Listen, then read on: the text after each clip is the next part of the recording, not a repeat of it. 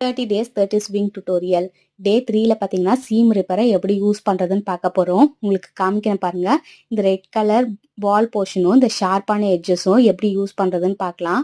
கிளாத்தில் நம்ம ஆல்ரெடி தையல் போட்டிருப்போம். இந்த தையல் போட்ட போர்ஷனை ஃபஸ்ட்டு ஒரு 2-3 தையல் வந்து எடுத்து விட்டுருங்க. இந்த மாதிரி எடுத்து விட்டக்கப்புறமா இந்த ஷார்ப்பாக இருக்க போர்ஷன் வந்து கிளாத்துக்கு உள்ளே இருக்க மாதிரி எப்பயுமே வந்து யூஸ் பண்ணக்கூடாது. இந்த மாதிரி யூஸ் பண்ணுறதுனால கிளாத் வந்து டேமேஜ் ஆகும். இந்த பால் மாதிரி இருக்குது பார்த்தீங்களா, ரெட் கலர் பால், அந்த போர்ஷன் தான் கிளாத்துக்குள்ளே இருக்கிற மாதிரி வைக்கணும். நான் உங்களுக்கு ரைட் சைட் போர்ஷனில் கிளாத்தை திருப்பிட்டு எப்படி யூஸ் பண்ணுறதுன்னு காமிக்கிறேன் பாருங்கள். இந்த மாதிரி அந்த ரெட் கலர் போர்ஷன் வந்து கீழே இருக்க மாதிரியும் ஷார்ப்பான எட்ஜு கிளாத்துக்கு மேலே இருக்க மாதிரியும் வச்சு கரெக்டாக நம்ம கிளாத்தை பிடிச்சிட்டு இழுக்கும் போது கரெக்டாக அந்த தையல் போட்டதை மட்டும் பிரிஞ்சு வரும். நம்ம ஈஸியாக வந்து தையல் போட்டதை பிரித்து விட்டுடலாம். உங்களுக்கு பார்க்கும் போது புரியும்னு நினைக்கிறேன் எவ்வளோ ஈஸியாக வந்து நம்ம தையல் பிரிச்சிட்டோன்னு. இன்னைக்கு வீடியோவில் சீம் ரிப்பரை எப்படி யூஸ் பண்ணுறதுன்னு பார்த்தோம். இதே மாதிரி அடுத்த வீடியோவில் பார்க்கலாம்.